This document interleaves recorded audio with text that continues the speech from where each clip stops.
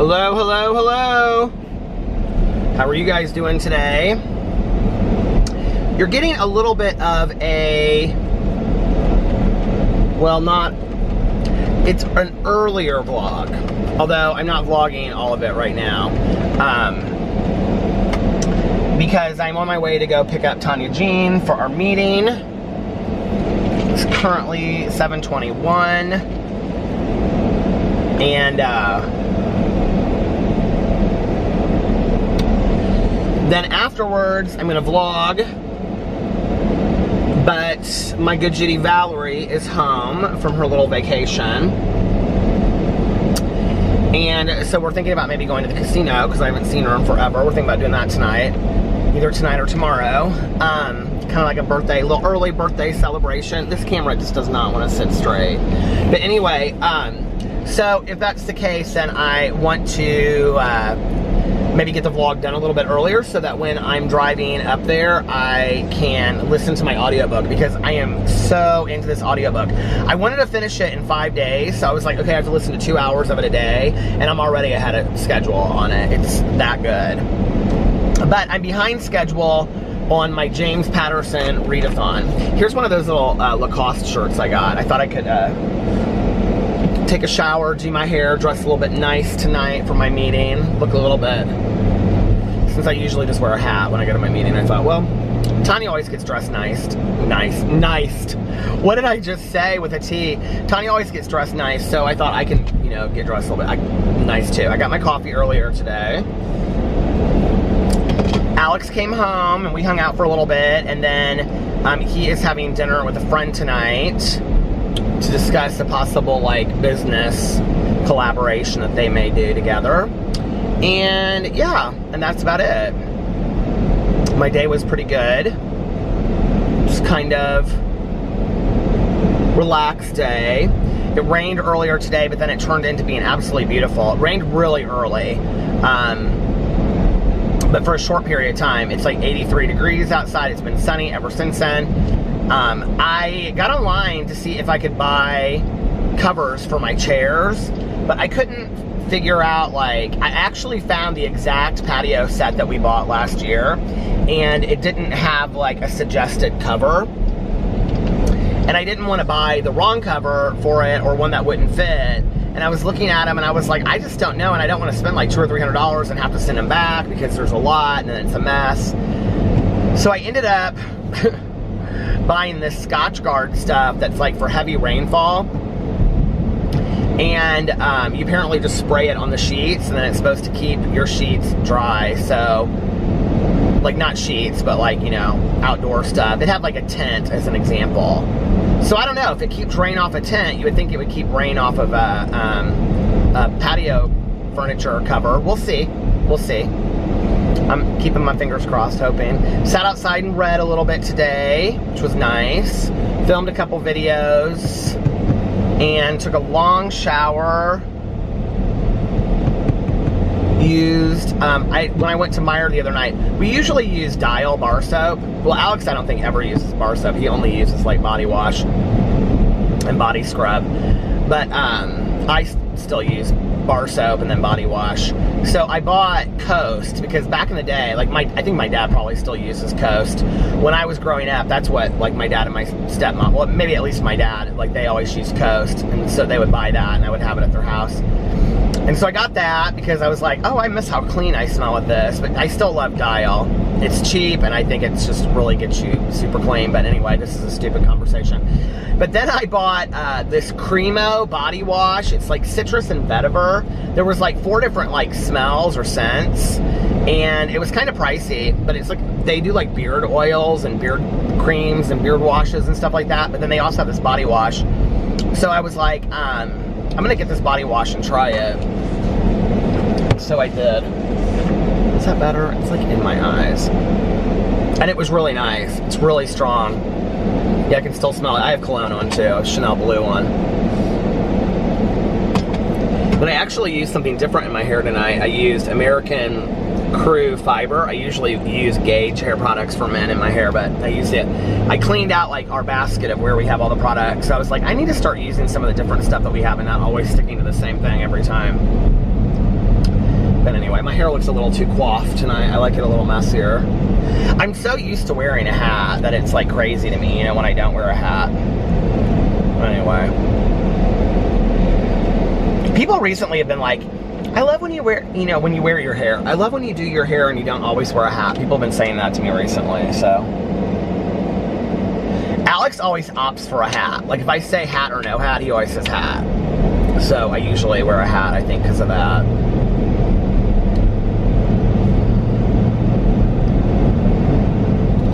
Let's turn her vented seat on too, so it's cool. I haven't actually heard from her at all today. So I hope she's assuming that I'm just going to pick her up.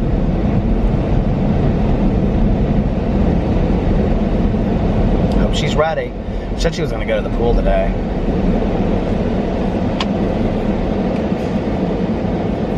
I'll probably get there and she'll say, well, I never heard from you, so I didn't know if we were going or not. And I'll say, Tommy Jean, I told you last night I would pick you up between 7:20 and 7:30. Just like every week.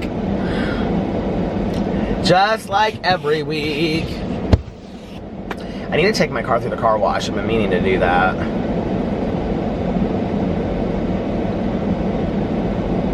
I find myself just busy doing stupid stuff around the house, like all throughout the day, and just little silly errands that I have to run. Well, right now, I don't mind being in the car because when I'm in the car, I'm listening to my audiobook, which I kind of love, so I don't really mind it. But I wish I was spending more time just sitting on the front porch reading. Like, I kind of really miss that. And that's why I sat outside today, but I only read 2 chapters, so it wasn't, and I'm reading a James Patterson book, so that was probably about 4 pages. It literally was about 6 pages. And, but it's nice to just sit out there and just kind of like relax and read. Both of our neighbors are outside a lot, so it's hard to like just go out on the back patio and read. I mean, I guess I could and just kind of, but I can't like listen to earphones and read. Like I have a hard time doing that. So when they're talking, like my one neighbor, she's either out there talking on the phone, or my other neighbor has like friends over. And so it's like hard for me to like stay focused while I'm reading. So I find myself just reading on the front porch. Plus it's like shaded from the sun. I should have gone to the pool today is what I should have done. Because I think like, I looked on the weather and it's like the next 8 days is supposed to be rain. Which of course would be the case. Why would it be anything different in the world of rain? But look at this, it's beautiful outside today. Oh, what a beautiful morning. Was that from Oklahoma? My mom loved that musical. I didn't really ever love that musical so much. I should watch it again. You know, my mother, when she was in college, she liked to think of herself as quite the actress. She would tell everybody that she was in Singing Hoosiers, which was like about, so Hoosiers are like the name of, you know, if you're from Indiana, you're called a Hoosier. And so like IU, like Hoosiers. But anyway, she was in Singing Hoosiers, which was like 100 people, and apparently had to be like a really big singer, a good singer to be in it. And, but she was also like in plays and stuff. My mom wanted to be an actress. And she was in The Bad Seed, and she was in Picnic. And she loved that movie Picnic. And I always thought it was so depressing. I remember watching it like when I was in high school or something with her. It's just really sad. I should watch it again though. Some of those older movies I haven't watched in forever. I mean, I haven't seen, I don't love, like, Tanya was telling me she like loved Rocket Man, but she's like, it is a musical. She's like, it's not like Bohemian Rhapsody. She's like, it is a musical. And she's like, I'm just preparing you because I know how you are about musicals, because I just don't love musicals. I just don't. Like, I wish I was more open to it, but like, I like drama roles, you know what I mean? Like, I love to get into the character. Like, I don't find that to be the case with musicals. I don't know. That guy back there at the gas station was like driving, and his dog was like sitting in their passenger seat. And it was like they were both like turned looking at the traffic like husband and wife. It was so funny.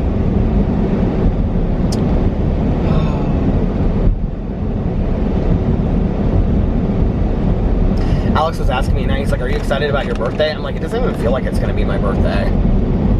It really doesn't. I feel like I've been referring to myself as 47 for so long that now that, I mean, I've been 46 all this time, that it's weird to me that I'm going to be 47. You know, it's like, well, I feel like I've been 47 for, I can't remember the last time I referred to myself as 46. Why do we do that? I don't know. Maybe that's because like 47 is going to be a really great year or something. I can only hope. Anyway, every day you have to make it the best day. I'm going to get off here now, and I will be back a little bit later when I get done with my meeting and stuff, and I will see you guys then. Bye. All right, I'm back. Focus, focus. There. It is 9:52. Can you believe it's 9:52 and the sun is still out? Isn't that crazy? Well, I mean, the sun's not out, but it's like dusk out. It's crazy to me that it's still so pretty outside. Just dropped Tanya off. We went and got fountain pops. I got a diet Dr. Pepper. Need to turn the air on. It's hot in this car. Had a good meeting tonight. No,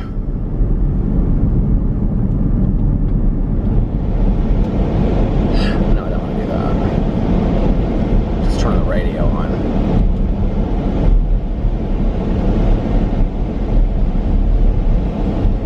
Turn the vented seats on.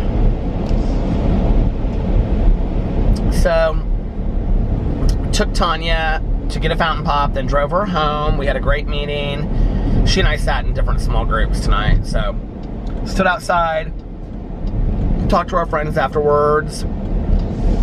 Alex just texted me. He is still at dinner with his friend. They're having a good time. Valerini texted me. Valerini! That's what I call her now. Oh, look, I have the lip balm that Elle gave me in here. What is it called? Drunk Elephant Lip Balm. I have that in here as well. And we're gonna go to the casino boat tonight and meet up. So I'm gonna vlog for just a little while and then go home and start uploading my vlog. I have a pretty relaxed day tomorrow. And yeah, that's about my life. Tanya and I were talking about gratitude on the way home, you know, and what did she say to me? She said, do you ever just feel like huge amounts of joy? And I said, you know, like I really do. And like earlier we were talking about like emotion. It's funny because this was my Peterisms video today too. We were talking about emotional detachment. She had brought it up somehow, and she said, I just feel like you don't get like real engaged in a lot of like heated conversations and stuff. And I said, you know, like I'm not like there anymore, you know, like I'm not saying that I don't have it in me to get like that, because I know that I do, right? Like I know that that's inside of me to get like really heated about something and, you know, feel very passionate or whatever, but I don't have the same fight in me that I used to have. And, you know, even just a year ago or less. And she was like, well, do you think it's because you don't care about certain things anymore? We weren't talking about anything specific. She was like, do you think it's because you don't care about certain things anymore? I said, no, I don't think it really has anything to do with that. I said, I think that I have focused so much on prioritizing my life and like what, you know, really means the most to me, you know, like Alex and my dogs and Tanya and my family, and appreciating the small things in life, that really working on a daily basis, because it is work for me. It's a lot of work, you know. It's not something that just I wake up and I'm just really positive and happy and peaceful. It just isn't that way. And I wish that people saw that more, because I think that the misconception is I'm just like peaceful and positive all the time or whatever to a lot of people. And that's just not the reality. You know, the reality is I pick and choose my battles today. I pick and choose what things I'm going to engage in. My personal life is really what I'm talking about, you know, like, and what's worth, you know, just getting all heated about. And she's like, but do you think that comes across as, you know, being like detached, emotionally detached? And I go, I don't really care if it does. Like, okay, so if it comes across as if I'm emotionally detached to other people, that's okay. Like, she was like, but you don't seem that way to me as a friend. You just seem like that about, like, you know, certain things. And I go, I don't want to spend whatever time I have left on this earth getting so heated and so, like, you know, I think there are times in my life where I was pretty miserable. And at those times when I look back on them, I was, like, consumed about things that really didn't matter in the long run, you know? They just didn't. When I look back on them, at the time, they really seemed important to me. They seemed to really matter. But I think at this point, you know, I've buried enough people, I've lost enough people in my life, you know, even just like Pee-Pee having heart disease, and every day, like, being grateful for one more day with him. Like, his cough has not been good lately. Like, Pee-Pee has been coughing a lot.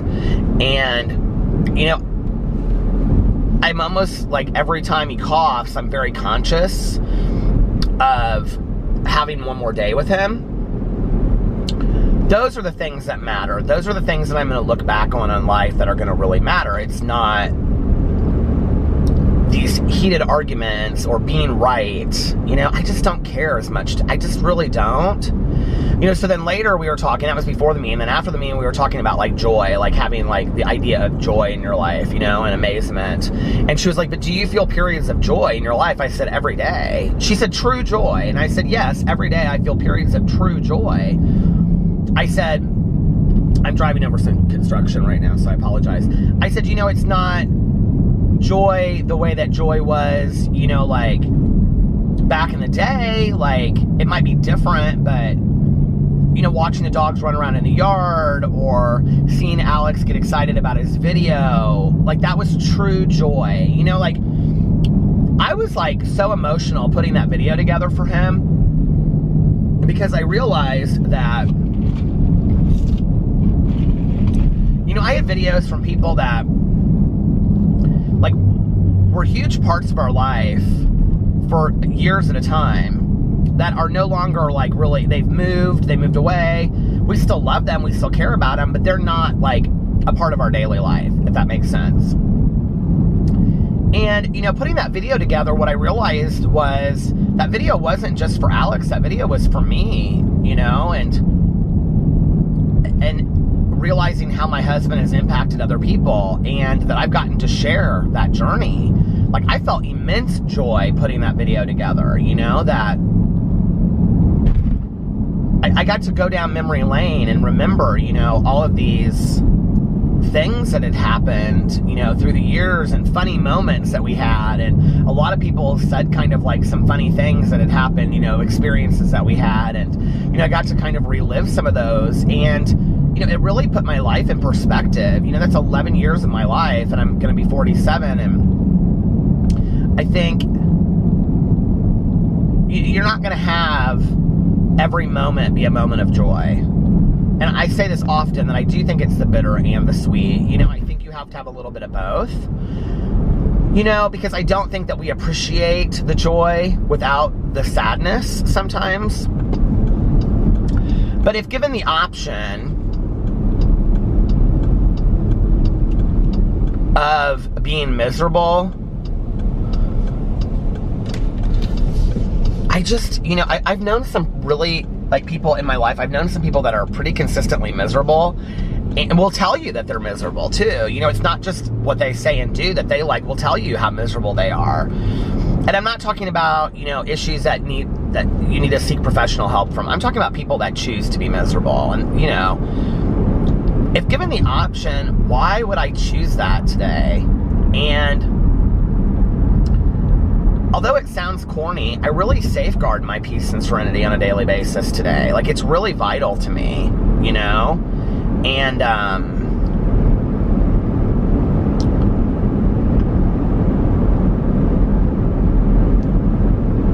I think also because it's like, you know, if you're every day, you know, you're keeping up with,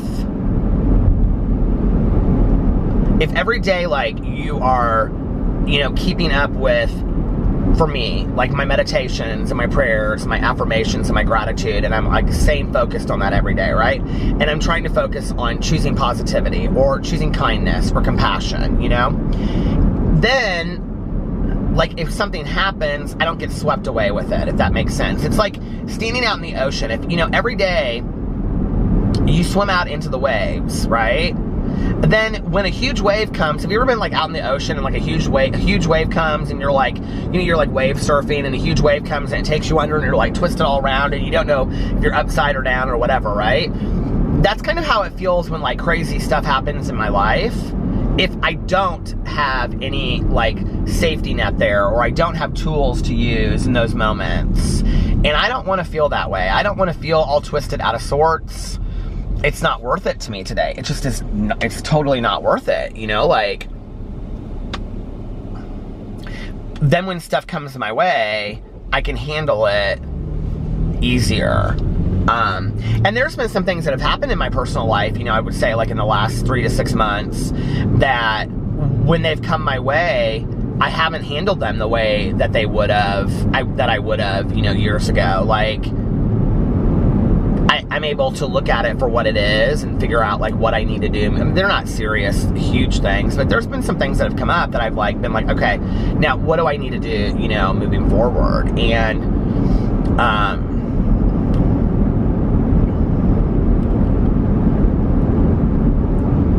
I think the way that I handle situations today compared to how I handled situations in the past, you know, the statement that Maya Angelou made, that when you're going through the biggest tragedy in your life, look up and say thank you because you're about to learn one of the most valuable lessons of your life, is very true. But at the same time, I think the hardest part of that is looking up during the tragedy and saying thank you. Like, you know, like you're in the tragedy at that moment. So it's really hard to be like, okay, I'm grateful for whatever I'm about to learn. But damn, if in retrospect, I haven't looked at the lesson and been like, that needed to happen. That needed to happen. Like, I'm not thankful that it happened. I'm thankful that I went through it and made it out the other side. And I think that's the thing that, you know, like, whenever people reach out to me and they're like, or friends of mine or whatever that are going through a really, really hard time, and I'm like, look, I know you don't believe me. I know you don't, because I'm just saying it. And you think, oh, here's somebody else saying it to me, but whatever you're going through in your life right now, there will be another side to it. I've gone through some horrendous stuff before in my life that I thought, there is no end in sight for this, you know? That there's just, it's not going to ever end. And, you know, I keep on saying to myself, you know, like, the 12-step slogan of this too shall pass, which it does. And not only typically in retrospect, and I'm not talking about a week later, I mean, sometimes it's years later. Have you ever like had something happen to you and it's literally like, you go through the grieving process, you go through the pain of whatever's happened, and you deal with it, and you deal with the anger, which is usually very real for me, and, you know, whatever you feel like, whatever your feelings are, you go through all that, right? And then there's like a month or two where you really don't feel anything at all, you're kind of numb, and then it kind of comes back up again, and you're really angry again, and then you're kind of sad, you know, then you really are able to see your feelings for what they are, and then you're kind of numb again. So sometimes it takes like 6 months or a couple years for you to really look at a situation and say, not only am I happy, maybe happy is the wrong word, not only am I thankful for the fact that it happened, but I'm thankful for the lesson. Because the lesson made me who I am today. But you know, that's a hard thing to deal with when when the tragedy's in your face and you're like, okay, like, you know, I always say to people, like my friends, when I get, you know, people ask me for advice and I say, you know, whatever, like something like this, and I'll say, now remind me of this, you know, when I'm going through it, because I don't want to hear it on that day. When I'm going through that worst tragedy of my whole life, that's not a day that I really want to have somebody look at me and go, just remember what Maya Angelou said to you when you're going. I mean, I don't want to hear it that day, you know. I'll probably say, why don't you go blow it out your ass? Like, I really don't want to hear it. But, you know, maybe the next day I can hear it. Like, I think sometimes we're so raw and vulnerable in those moments that we can't really hear it. But I think for the seed to be planted, to remember that, you know, and that has been what's so valuable to me. And And as a result of that, being open to the lessons and being open to look at what is my part in this, you know?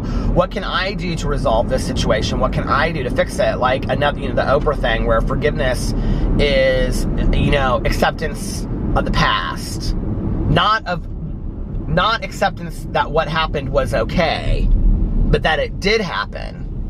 Accepting that it happened. Not wishing it away, not playing like, well, what if, but accepting, okay, this happened. Now what am I going to do about it? Now what's my choice going forward? And I don't really think I understood that for a long time. And I also don't really think that I understood that my part a lot of times in that was sitting there and spinning the wheel, you know, of the what if. Well, this had never happened. Well, if this had never happened, well, what if that had, you know, what if I had never met that person? Or, you know what I mean? Like, I think we do that sometimes. There's no lesson in that. There's no lesson in the what if. The lesson is in the acceptance of what happened, right or wrong, and then saying, okay, now what am I going to do about it? And often my part is allowing myself to move on, forgiving myself enough to move on, to be able to move on, or being compassionate and kind with myself, because sometimes I'm not that compassionate to myself, you know? I think there's a lot of you out there that probably relate to that who are you hardest on? Yourself, you know? Maybe we need to all treat each other a little bit nicer. And then I think as a result of that, when you get through all of that and you look at the things that happen, you know, to you on a daily basis, then I think you do start experiencing true moments of joy. Because you start seeing, you've prioritized your life, you're open to the lesson, you're not as emotionally, you know, tied to every action that happens in your life. You don't get all bent out of shape about everything. And then when true moments of joy happen, you can experience them. You know what I mean? But I think it's hard to experience true moments of joy when we look at the world as I don't deserve it, or the world doesn't treat me the way that I deserve. You know, we either play the martyr or the victim, or we put ourselves down, you know, when we've got to stop those destructive patterns, you know. And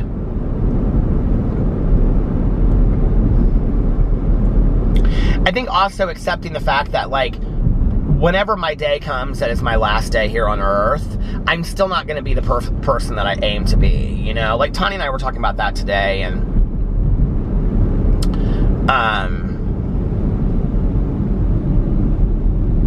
like she was asking me why I handled the situation the way that I did. And she's like, and this has nothing to do with people that I've talked about on here before. This is about something that happened, you know, recently, but off, you know, with our friends and stuff like that. And she said, I guess I just don't understand why you handled it that way. So I think it's really great what you did. She was like, but I don't know, like, how did you get to that point? Like, and I said, you know, Tanya, I said, I'm trying to really think through my actions today, not of like acting and then in retrospect, well, I wish I had done this, but, and this is something I've really been working hard on, you know, and I'm not by any means, you know, I'm probably a 3 out of 10 on it right now, and I was a 0 out of 10, and I'm working better on it, but, you know, trying to think about who do I want to be in this situation? Like, who do I wish I was in that situation? Do you know what I mean? Like, do you ever, like, hear, like, you know, you'll find out about somebody and they'll say, like, oh, like, so-and-so went and volunteered, and you're like, damn, I wish I was like that. You know, like, I wish I was so selfless that I went and did that. I want to be more like that. I want to be more, like, action-oriented. That if that's who I want to be, then I needed to go do that. Instead of sitting there and being like, well, I guess I'm not that person, you know, and, like, why am I not? Okay, I had to replace my battery. And you know what? I don't even know if this battery is charged fully or not. Well, not this battery. This is the dead battery. That battery that I just put in there. So I don't even know if it's fully charged or not. So I have no idea how long I'm going to keep on vlogging for or not. I think I'm at, like, well, I vlogged for about 9 or 10 minutes before. I think 10 minutes. And then maybe like 14 or 15 minutes. So I'm at like 25 minutes. This vlog's going to be shorter tonight. How do I get out of here? I'm like in this McDonald's. Ooh, Dairy Queen. How about a hand-dipped cone? That sounds good. I got distracted by that battery. I don't even know what I was talking about. I just, you know, I think I recognized today, where is the exit here, my lord?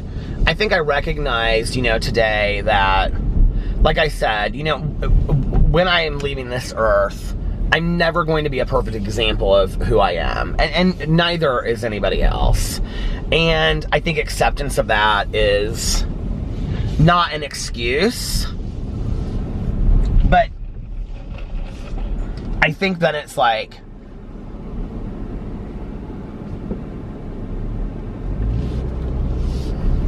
I think it's the ability to, opens us up to the ability to learn whatever we want to learn, you know? And some people are going to choose to learn things and some people aren't. And it's not my place to judge them for that. It's my place to work on myself. And at the end of the day, it all comes back to me anyway, you know? Like, what do I want for my own life? So, but yeah, I experience moments of joy all the time, you know? And I think that one thing that people don't understand a lot is that oh God, now my husband is calling me. Hold on a second, I'll be right back. Okay, well, he was just telling me about his dinner thing tonight. But anyway, moments of joy. Do you experience moments of joy? Do you think joy is a strong word? Do you know, it's interesting, I think, that when we talk about like joy, love, things like that, passion, those words, I think, are words that sometimes, maybe I'm wrong, I don't know, that people are afraid to use those words because they're so strong, you know? It's like, have you ever met the person that's like, well, I don't say I love you for a year. I'm like, wow, what does a year mean? Is it mean that on that 365th day, you're sure of it? Like, is that what it means? Like, I'm somebody that says it, you know, like, I don't, like with Alex, I think I said it within the first week or two, you know, like if I love somebody, I love you, you know? We've been together 11 years, so, you know, it is what it is.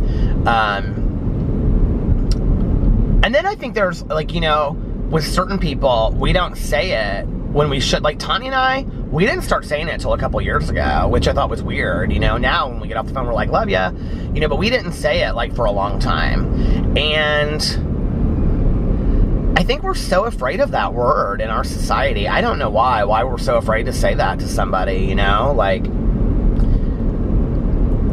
I said this in a video, or I said it on a vlog, I don't know, but, you know, we so easily will say really cruel things to somebody, but we're so afraid to say things like, I love you, or you mean this much to me, or, you know what I mean? Like, we're afraid to say that to people. And we think it means more than it does if we say it, right?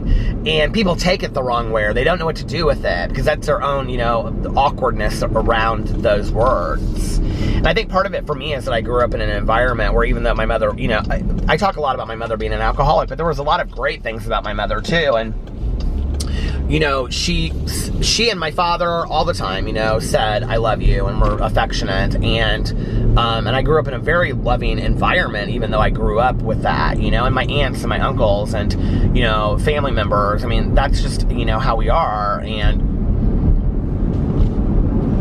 then I think I went into a world where people weren't raised the same way. They didn't know what to do with that word.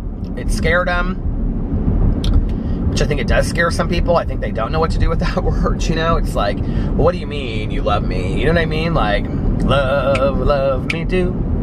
But, I don't know. Some days I find myself consciously asking myself, well, how can I be better? And sometimes the lesson is just served to me. And that's where I feel like my higher power of the universe is speaking to me, you know, like, this is something that you need to be working on. And I usually take that as a clue today. At least I try to. And I think that's where, like, inventory has really helped me. And, like, inventory doesn't have to be a recovery thing or a 12-step thing. I mean, anybody can do inventory. Anybody can sit down at the end of your day and say, you know, was I kind today? Was I, you know, did I hurt anybody with my words? Did I, you know, who was I today? And who do I want to be tomorrow? And when you get up the next day, really taking a look at that and saying, okay, who do I want to be today? And when I'm doing my meditations in the morning, and when I'm reading my meditations and I'm thinking about that, I'm really thinking to myself, like, you know, who do I want to be? And I really think about it before I go to bed, too. Like, I really think consciously about, especially about recently, I've been really focused on gratitude before I go to bed. And what I'm really grateful for, specifically from that day, You know, I have talked about this before, but that I need to do that book again. I'm actually going to pull it out tonight, and I might start it tomorrow or the next day. Maybe I'll start it the day after my birthday. That would be a good day to start it, because maybe I'll start it July 1st. And I'm going to do the Magic book with Rhonda Byrne. If anybody wants to do it with me, you can do it. I'm not going to do it on the Peterisms channel, because I said I was going to do it, and I didn't follow through with it. But if you want to do it with me on here, get it. You can get it on Amazon. You'll get it by then. You can get it at probably the half-price books and places. It's called Magic by Rhonda Byrne. You can get it on your Kindle. And it's just 40 days and 40 nights of gratitude. And it literally changed my life when I did it before. And, I mean, Alex even noticed. He was like, I mean, when I did it, he was like, I've never seen you like this before. Like, so passionate, so happy on a daily basis. It really, really changed things for me. And it was so slow that I didn't even notice it. But one of the activities that you do in there, I've talked enough about it, so I won't talk about it on here again, but is you find a magic rock. Well, I had a rock next to my bed, and then Alex got me this shell when we were in Mexico last time. And so so I have the shell next to my bed, and like every night I sometimes pick it up, other times I just like kind of look at it, and I think to myself, what was the single moment that I'm the most grateful for today? You know, and sometimes it's really silly stuff, just like, so like today, when I got up, when Alex goes to work sometimes, Pee-Pee will get underneath his pillows and sleep, and he makes like a little tent, and so it's like 3 pillows like in a triangle, and he's like in the middle of it, and then he just stares at me. Well, today, he was staring at me, and he had his little tongue out, and he was so cute, and I video recorded it to just have, you know, do you ever make videos of your dogs? Because I wanted it, you know, just to have, and I don't know, that moment was just so sweet to me. I'm very grateful for that moment, you know? And I think that's it. When you go through your day and you start looking at all the moments and each of the little things that have happened, and you really think about those things, then what you realize is your life isn't so much about the big moments. The big moments, yes, they're important, but it's not so much about those. It's about the smaller moments. And then the smaller moments become the bigger moments, you know? And that took me forever to figure out. Like, I lived for the big moments. And I still do. I mean, I'm not lying, you know? I live for the vacations. I live for the Christmases. I live for the family get-togethers. I live for all that stuff, you know, getting a new car, buying something nice.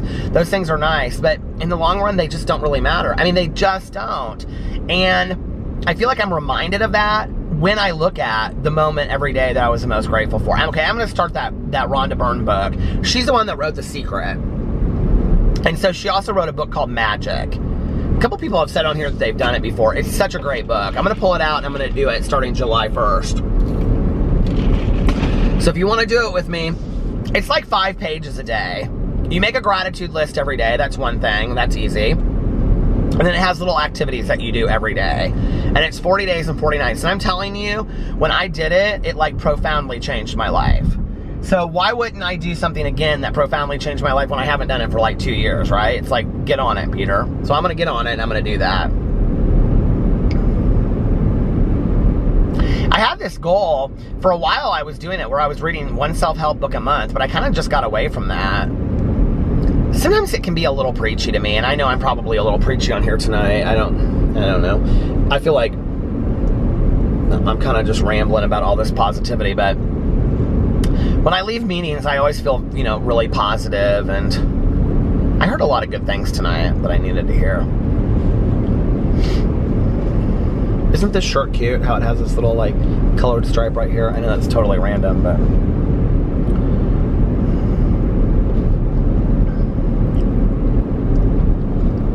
I can't believe I'm going to be 47 this week. I can't believe I'm going to be 47 and it doesn't really bother me, you know? It's like,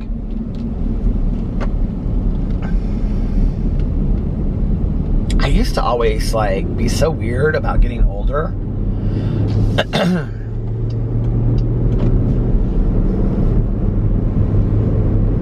I think my late 20s and early 30s were the hardest period for me. Like, once I hit, like, 39, 40, were we 39? Was I 39 when I got married? I think I was 39 when I got married. it didn't really bother me anymore, you know, about getting older. I just was kind of like, well, this is part of what happened, so, you know, it is what it is.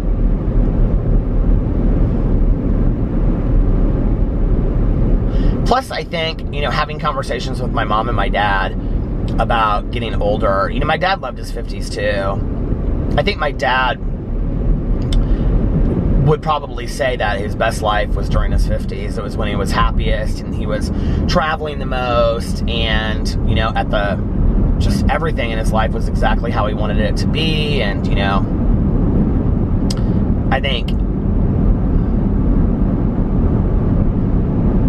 I don't know, my mom just loved her 50s and so did my dad, and I think a lot of people around me love their 50s, so I'm not afraid of it. I mean, don't get me wrong, I don't want to, you know, I'm not rushing time, but at the same time, I'm not scared of it. Like Alex was talking, was this tonight? Where were we? But he was talking, he was like, because he had gotten Botox for his birthday, and he's like, I want to get Botox here, and I want to get, and I want to get this, and I'm like, babe, you look fantastic for your age. And he was like, I know, but I want to get this, and I'm going to get this, and I'm going to ask your dad what he thinks about this, and blah, blah, blah, whatever. And I'm like, okay, you know, and he's like, well, do you care if I would get this? I'm like, no, get what you need to get. He's like, don't you ever want to get anything? And I'm like, are you telling me that I need to get something? And he's like, no, I think you look really handsome. And he's like, I think you're more handsome now than when we first met, except for that I put on 80 pounds, but he doesn't say that because he's too loving.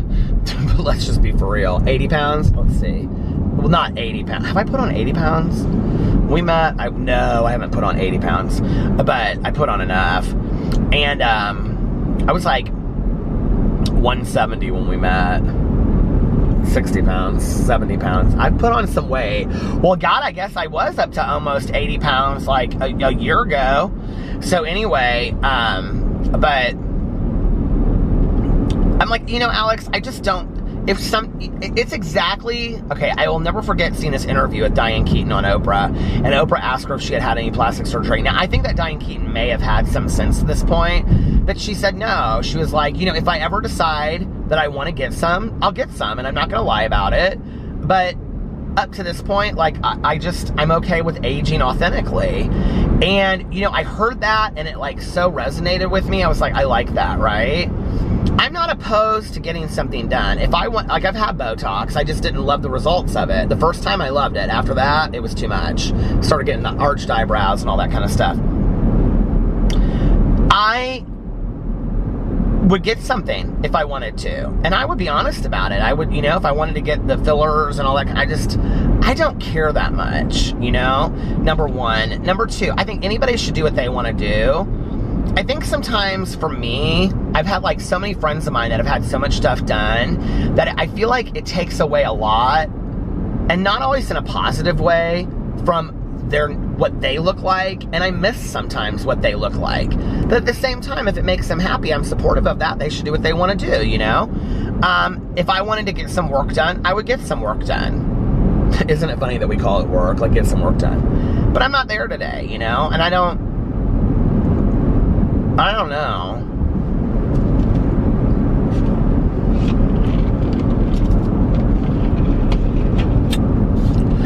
I think if I started going bald, like, I think I would really have a hard time not doing like hair transplant or something like that. Which, I mean, my hair is so full and so thick. Like, seriously, can we just talk about this for a second? I mean, and my dad, his hair is just as full and just as thick, and my mom's was just as full and just as thick. She lost all of her hair to alopecia, and then it grew back. But, like, my hair is, like, see this receding hairline that I have? I've had that receding hairline for, like, 20 years, you guys, okay? It's not going to go back any further than it has. This is my hair. This is how thick it is. It's going to be like this probably the rest of my life. But I think that if I lost my hair, unless I could do it, like, shave my head or be bald in a way that looked really classy, which I just don't think I'm the person that would look great with no hair. I'm thinking because I just sat next to one of my friends and he's bald and he looks fantastic, but I just wish that I just don't think I would look that good, you know? But that's something I probably would do, is I probably would do a hair transplant or something like that. We have a friend of ours that got a hair transplant. You cannot clock it. I mean, it looks like his real, and it is probably now, I think it's growing back in and all that kind of stuff, but like, it looks like his real hair. Like, you could not tell, if you walked up on him and pulled on his hair, you would not know. I mean, it's not a toupee, it's nothing like that, a tube. I mean, he had a hair transplant, and it is, I mean, it legit looks 100% like how his hair used to look. I can't even believe it. It's fantastic job. So, that's probably one thing that I would do.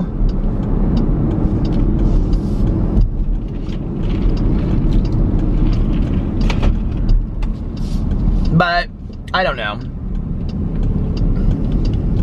I can't really think of anything else.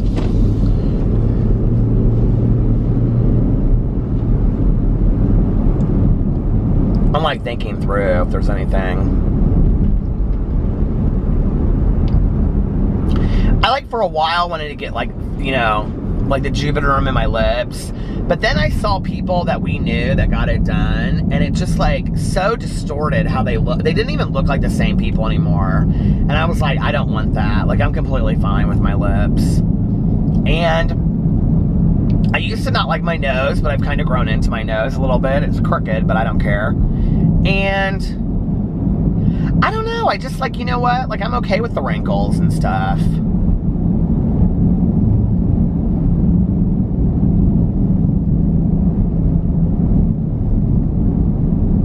I've earned them. Isn't it funny when we say that? Anyway. Aging's a weird thing. I think, like, one thing I do not understand, and if this is you, please don't be offended. Like, I respect whatever your gig is, okay? But I do not understand people that lie about their age, or don't want anybody to know their age. Like, I think that's so strange. Like, I just don't understand it. And maybe that is a piece that's different about women than men. I don't know, because it typically seems to be women. And I have some friends of mine that, like, will say they are, like, 10 years younger. Like, they'll be dating guys, right? And I'm like, you're dating somebody and you're telling them that you're 10. You think they're not going to know eventually? Like, if you guys date long enough, well, he doesn't need to know right now. Well, when are you going to throw that on him and you're going to say, oh, I'm not really 30, I'm 40, right? Like, that's kind of, it's not even about the age, it's about the lie at that point, right? But I don't understand it. I would rather want people to know that I was 40 that could pass for 30 than somebody thinking I was looking like a harsh 30. You know what I mean? Like, why are people, like, so afraid of the aging of the years? You know, it's like Jane Fonda. Like, I love that she owns her age. She and Lily Tomlin both, from like Grace and Frankie. Well, I've loved them both for years. I mean, that 9 to 5 was probably one of my favorite movies growing up as a kid. I loved that movie. And watching Lily Tomlin stand up back in the day, I loved her and her variety show. And you know, Jane Fonda, I can remember her on Golden Pond, you know, when she did the backflip or whatever, and she lost all the weight for that and quit smoking cigarettes. It was such a huge deal in the news and all that kind of stuff. You know, like, they own their age, and I think that's fantastic. You know, like, I don't know why we're so afraid of it. I just don't understand why we're so afraid. I think we should embrace our age and we should own it and be like, you know what, like, I'm getting older, and that's okay. It happens to all of us. You know, it just does. So, anyway, and it's going to happen to me because my birthday's this week. So, I don't know. I sometimes wonder, like, what's the age that will really bother me? And I said this on here the other night. And I said, I think might be 60 for me, because I think I'll be coming really close to, like, the age that my mom was when she passed away, and I think that's scary to me. So, I don't know. I hope I even make it to then and still being, you know, like, really healthy. But in all reality, it feels like I've been with my husband forever, and we've been together not even 11 years yet. And that's, what, 13, 14 years away from now that I'll be turning 60. So, I'm okay. Like, I got a while, you know. And then I hope I can go into my 60s saying, I want my 60s to be the best years of my life, you know? Hell, my dad's in his 70s, and he gets up every day and works out and eats healthy and travels. I mean, he's got a great life, and he's in his 70s, so there's a lot of good life out there left. Anyway, all right, I'm going to get off here now. I hope you guys are having a wonderful, terrific, I hope you're having a wonderful I hope you're having an amazing Wednesday, unless you have other plans, but don't. Enjoy the day. Participate in the, think about participating in the Rhonda Byrne book, Magic. It just says magic on the front of it, and it's 40 days and 40 nights. I think 30 days, 30 nights maybe, but I think it's, I don't know. But it's all about gratitude. It's a workbook. Participate in it with me. Think about doing that. And if nobody else has told you this today, I love you. Look in the mirror. Tell yourself. Does anybody actually look in the mirror and tell yourself that you love yourself? Do it. Let me know how that goes for you. Pass it on. Tell somebody else. Don't be afraid of those words. And I will see you guys tomorrow. Bye. Love ya.